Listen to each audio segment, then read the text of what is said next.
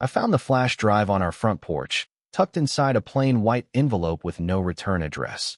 Just 3 words in thick black Sharpie. For the husband. It was our 10th wedding anniversary. I'd just gotten back from picking up dinner. Sushi, her favorite. The porch lights were already on. I thought maybe she'd lit them early, to set the mood.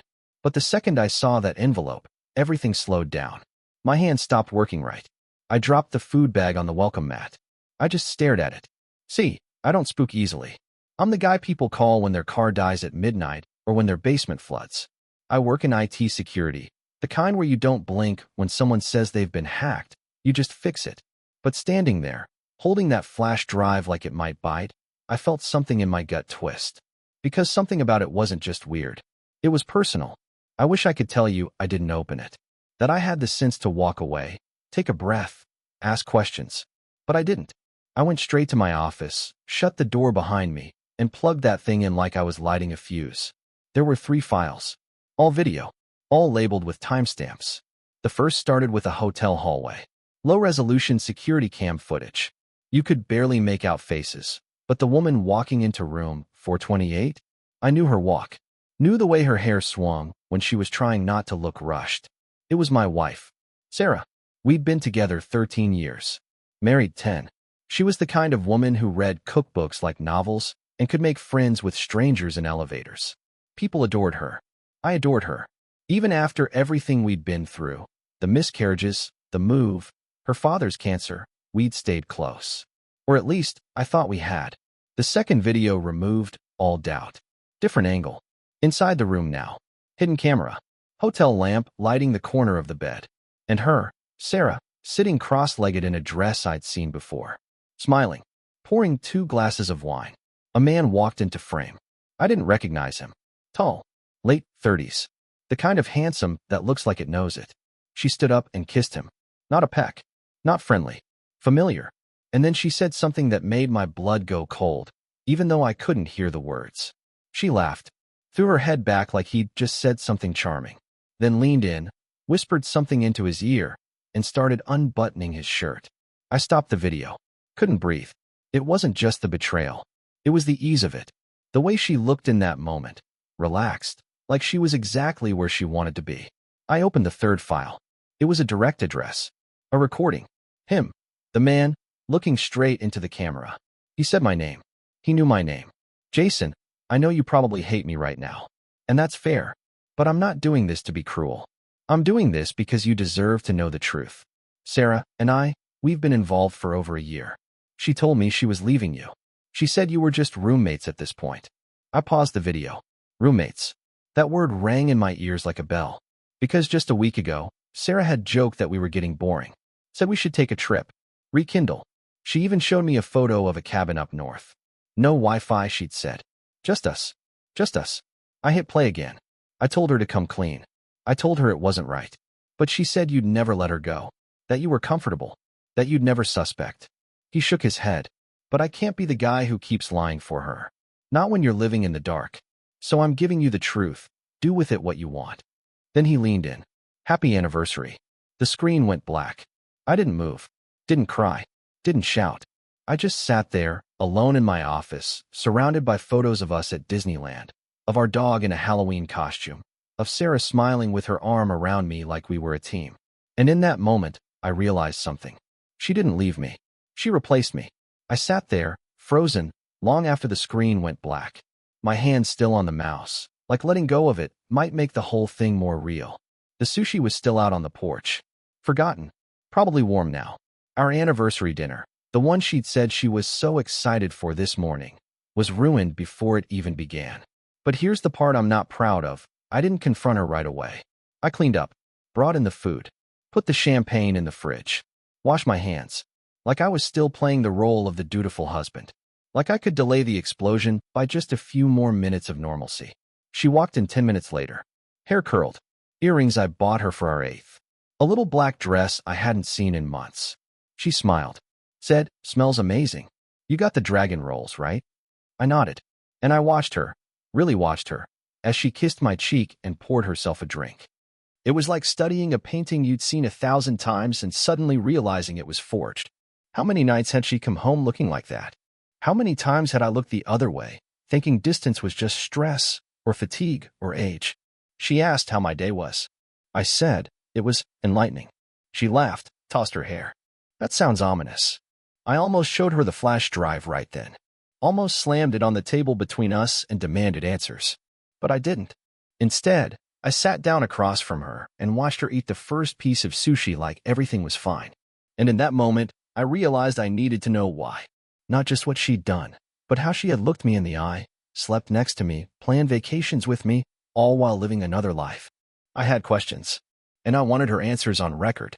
So I excused myself, said I forgot something in my car, and grabbed an old voice recorder I kept in my glove box. Part of my job. Comes in handy during consults. I turned it on, slipped it in my pocket, came back in, sat down, and said, "Can I ask you something a little weird?" She blinked. Sure. If you ever cheated on me, would you tell me?" She laughed. Actually laughed. "That's your anniversary question?" "I'm serious." She put her chopsticks down. "Jason, what kind of question is that?" "One that matters." She looked at me for a long second. Her face didn't twitch. Not a flinch. "I wouldn't cheat on you," she said. "That's not what I asked." She frowned. "Then no, I wouldn't tell you. If it was meaningless and over, I wouldn't wreck us for something that didn't matter." Didn't matter. My heart cracked right then, because I knew the man on that screen didn't feel meaningless. And from the way she looked at him, neither did she. I leaned back. Good to know. The rest of dinner was quiet. She tried to fill it with small talk, new projects at work, her sister's engagement, maybe adopting a second dog, and I played along. But inside, I was cataloging everything. Every lie, every laugh, every easy smile. After dinner, she said she had a surprise planned. A massage therapist was coming to the house. Her gift to us. Relaxation night, she said. No stress. Just us. She was overcompensating. I could see it now. Trying to pull us back into a version of normal she could control. Maybe she thought pampering would patch what was already breaking. I told her I was going for a walk first. Needed air. And when I stepped outside, I finally allowed myself to feel it. The betrayal. The grief. Because it wasn't just a broken marriage. It was the death of the version of her I believed in. And that kind of loss doesn't scream. It whispers. It curls around your ribs and sits there. When I came back an hour later, the masseuse was finishing up. Sarah was in a robe. Candlelight. Soft jazz playing. She asked if I wanted to go next. I said no. Told her I was tired.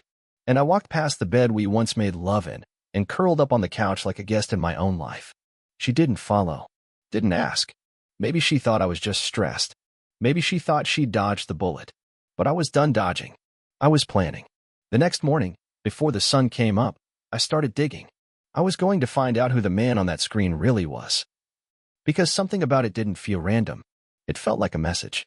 And I was ready to answer it. I started the next morning like a man preparing for war, calm, methodical, and wide awake before the sun. Sarah was still asleep, wrapped in those expensive sheets she insisted we get for joint comfort. She looked peaceful. Like someone who hadn't just detonated the foundation of a life. I didn't wake her. I went straight to my office, plugged the flash drive in again, and this time, I watched every second of that final video. The man didn't just know my name. He knew us. He said things no stranger would know. Referred to the beach trip Sarah and I took 3 years ago, the one where we lost her engagement ring in the sand. Mentioned the exact brand of wine we used to drink on Fridays, like it was some inside joke between them. And worst of all, he ended the video with a question. Do you really know who she is when you're not looking? That's when I realized this wasn't just about guilt. This was about punishment. And that kind of intent, it comes from inside. So I started digging. I have access to tools, background check platforms, IP tracing software, perks of working in digital security. I traced the flash drive's metadata. Whoever recorded these videos had encrypted the files, but the encryption was basic. Something you'd use if you were more angry than careful. It took me 30 minutes to find his real name. Daniel Marks.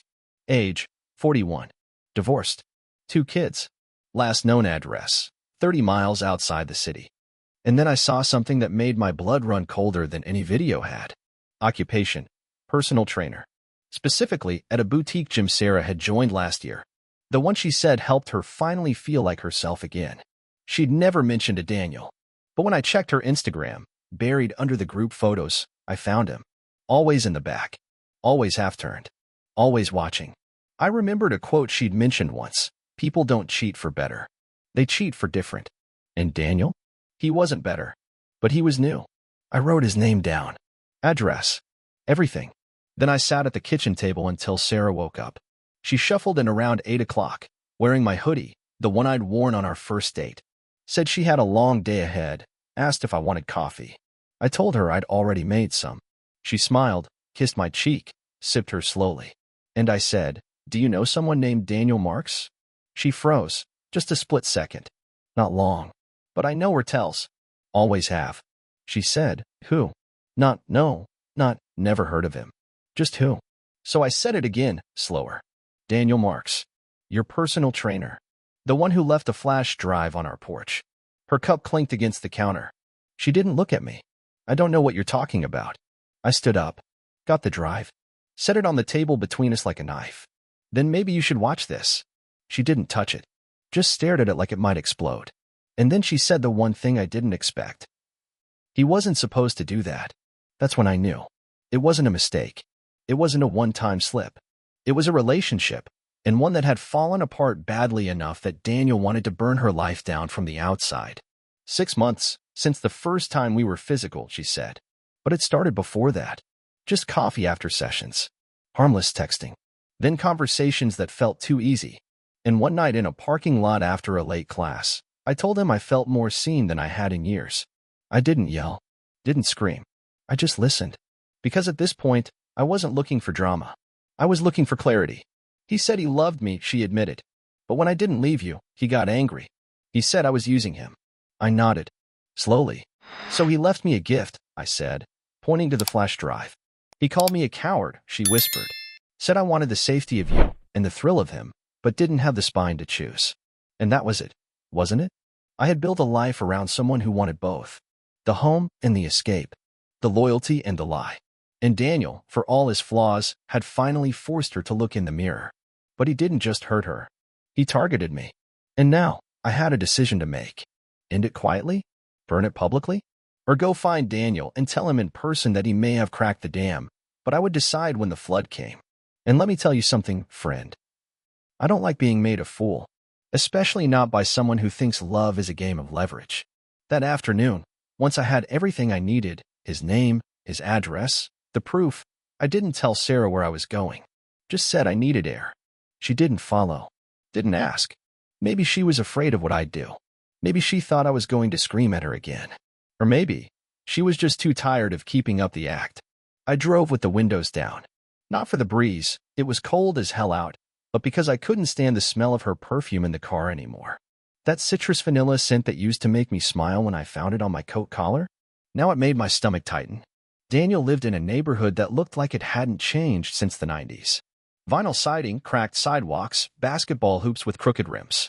I parked down the block and walked. He answered the door wearing sweats and a T-shirt with a gym logo. He didn't look surprised. Didn't act guilty. Just raised his eyebrows like he'd been expecting this exact knock. "Jason," he said. "Come to return the favor?" I stepped inside. He didn't invite me. I didn't wait. The place smelled like old coffee and laundry detergent. Sparse furniture. Dumbbells by the couch. A framed photo of 2 boys on the shelf, his sons, maybe. One of them looked around 10. Why?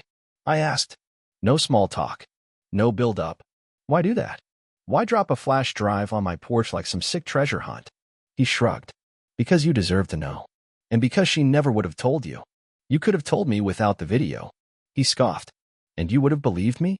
Some guy showing up out of nowhere saying he slept with your wife? Nah, man. You needed proof. You needed to see her. He wasn't wrong. That's what stung. I sat down on his worn-out couch. The leather cracked in places. You were together 6 months?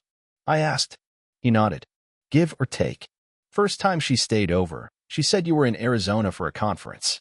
She made it sound like you two were already finished. Like it was a matter of paperwork and timing. I felt something crawl down the back of my neck. She lied to both of us, I said. He gave a short laugh. Yeah, but I think she lied to herself most of all. I didn't expect that. She's not evil, he said, leaning forward. She's just scared. Of getting old. Of missing out. Of waking up next to the same man for the next 40 years and wondering if she blinked through her whole life. I know that kind of fear. I've lived it. I looked around the apartment. The takeout boxes. The solo coffee mug in the sink. You think that justifies it? No, he said. I think it explains it. That's different. Silence. Then he reached into a drawer and pulled out an envelope. This was for her, he said. I wrote it after she left. Before I dropped the drive. He handed it to me. But maybe you should read it. Might help you understand who you're really married to. I hesitated. Then took it. He stood. Look, man. I'm sorry. I know that doesn't count for much. But I didn't start this to ruin your life. I started it because I realized I was being used, and I figured you were too. I stood up. You were right. I left without shaking his hand. I sat in my car with the envelope on the passenger seat, staring at it like it might burst into flames. Then I opened it. It wasn't long. A page and a half. His handwriting was neat. Careful. Like someone who wanted every word to land exactly where he meant it. He talked about Sarah. About how she cried after they slept together for the first time. How she said she'd felt something long before that, but had crossed a line she couldn't uncross. How she said she felt guilty, but not for cheating. For not feeling worse about it. He said she'd open up sometimes. About how she felt like our life had become a checklist. House, dog, dinners with friends. And how she was playing a role she hadn't auditioned for. He said she told him she still loved me, but that it didn't feel urgent anymore. That word stuck. Urgent. Like love was something that had to race, or else it wasn't real. I folded the letter and drove home. Sarah was in the kitchen, scrubbing a pan that didn't need scrubbing. She looked up, saw my face, and froze. You went to him, she said. I did. And I set the letter down on the table. I know everything now. The lies you told him. The ones you told me. Even the ones you told yourself. She sat. Her face pale. I never meant to fall for him, she said. I felt invisible, Jason. Like we were roommates pretending to be a couple. He saw me. No, I said. He noticed you. That's different. She looked away. I should have talked to you, she whispered. You should have left me before you broke what we had. She didn't argue. Didn't cry. Just sat there, quiet. And I realized in that moment, this wasn't going to be a screaming match. It wasn't going to be a dramatic split. It was going to be something colder. The quiet unraveling of a life built on half-truths. And now, I had a choice to make. Not whether I forgave her, but whether I stayed. That night, I couldn't sleep in our bedroom. Not because she was there. She wasn't. She took the guest room without asking. We moved like ghosts, passing each other in doorways, saying nothing. I ended up in the hallway, just standing there, staring at a framed photo we'd hung 6 years ago. Our wedding day. We were on the dance floor, laughing. Her dress flowing, my tie crooked. She had her hands on my chest like she was holding something precious. And the thing that gutted me most wasn't the picture. It was the way I'd forgotten how real that moment once felt. I pulled the frame off the wall, turned it over. There was a note taped to the back, one I hadn't seen in years. Her handwriting. For when things get hard, remember this day. Remember that we chose each other. I sat on the floor, and I broke. Not loud, not messy, just a long, quiet exhale of a man finally letting the grief catch up. Because I hadn't just lost a wife. I'd lost the version of myself that believed marriage meant safety. That believed love, real love, couldn't rot from the inside out. The next morning, I made 2 cups of coffee. Brought one to her. She looked surprised. I didn't sit. I just said, we need to talk about how this ends. She nodded, like she already knew. I won't make this ugly, I told her. But I also won't pretend we're okay. I don't expect you to, she said. We talk logistics. She'd stay with her sister for now. Said she'd leave by the weekend. We agreed to tell friends it was mutual, no finger-pointing, no drama. But as we sat there, dividing up furniture and accounts and responsibilities, something kept nagging at me. Not guilt, not doubt, a question. So I asked it. Was there a moment, any moment, where you thought about telling me the truth? She looked down at her mug. There were 100, she said. But every time I came close, I looked at you, and I couldn't do it. Because you were scared I'd leave? No, she whispered. Because I was scared you'd stay. And I'd never feel the same again. That one hurt. Not because it was cruel, but because it was honest. She was right. If she had told me 6 months ago, I probably would have tried to fix it. Tried to forgive. Tried to carry the weight alone. But now, I didn't want to fix anything. I just wanted peace. She packed her things in silence. Took only what she needed. Left behind the wine glasses, the Dutch oven she loved, Even the stupid puzzle lamp we spent 3 hours assembling on a rainy Sunday. Before she left, she paused at the door, looked back, and said something I didn't expect. "I did love you, Jason. Not perfectly, but I did." I nodded. "I know." And I believed her. That was the hardest part, because love alone was never the problem. It was what she did with it. She left, just like that. No screaming, no slamming doors. Just the quiet closing of a chapter that should have gone on longer, but couldn't. And when the door clicked shut, I didn't cry. I just went to the kitchen, poured out the champagne we never drank on our anniversary, and opened every window in the house. The breeze was sharp, cold, but it felt clean. A week passed, maybe 8 days. I lost track. The house was too quiet, but not in the way I expected. It wasn't haunted. It wasn't aching.